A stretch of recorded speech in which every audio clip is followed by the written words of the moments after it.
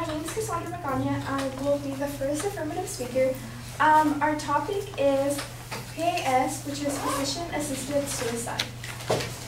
So, terminally ill patients should have the right to physician-assisted suicide in the United States.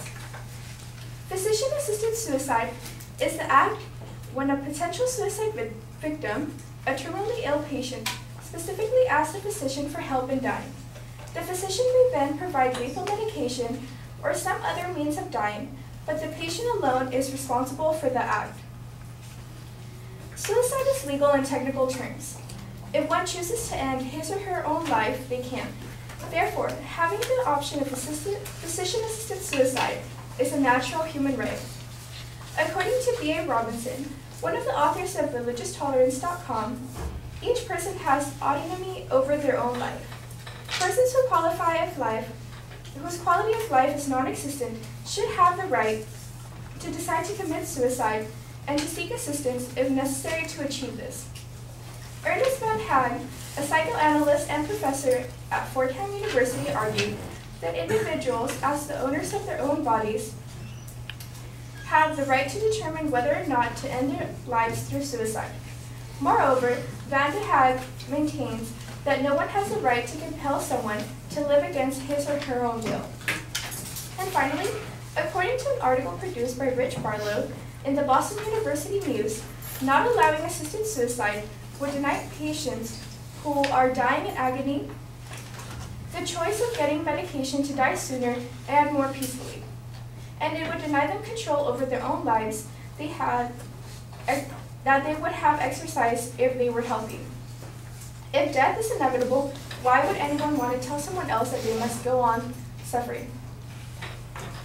Second of all, using religious beliefs to dictate whether terminally ill patients should be given the option of assisted suicide is unjust because prevention of suicide is a violation of religious freedom, because by not allowing people to peacefully die on their own, the government is imposing that suicide is a sin in all individuals regardless of their religious beliefs.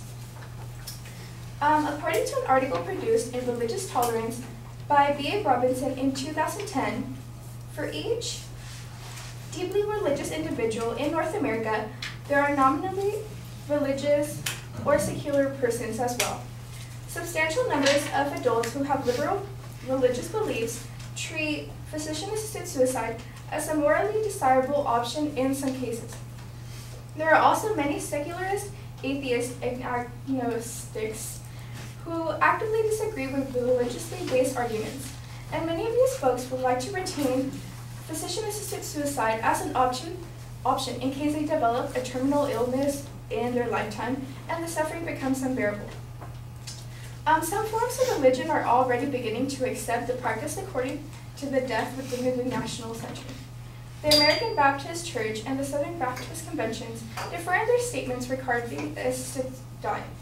The American Baptists have adopted the policy to advocate within the medical community for an increased emphasis on caring goals of medicine, which preserve the dignity and minimize the suffering of the individual and respect personal choice of life care. And John Stuart Mill, one of the architects of democratic doctrine, advanced the principle that the only purpose for which power can be rightly exercised over any member of a civilized community against his or her own will is to prevent the harm on others. Accordingly, democratic societies can make laws to prohibit murder and robbery, but should not make laws to prohibit sex before marriage, religion, or voluntary death. This is because terminally ill patients who desire physician-assisted suicide for themselves are not harming any other people.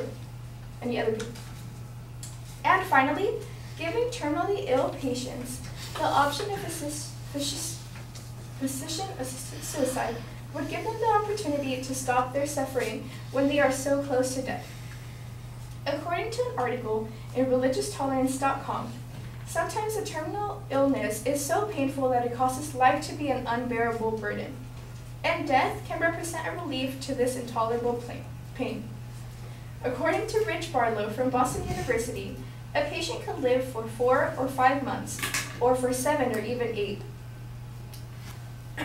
The point is that if the patient faces an imminent death and is suffering unbearably, they could live a few months longer if they wanted to, but they don't welcome it. Finally, Dr. Gary Blick, physician who specializes in treating patients with HIV and AIDS, said that this isn't for everybody. We do realize that there are people that do not believe in this for religious beliefs, and I respect that. There are no issues over that, he said. But there are those subsets of people that do not want to go through their lives. But there are those subsets of people that do not want to go through the suffering that they have to go through.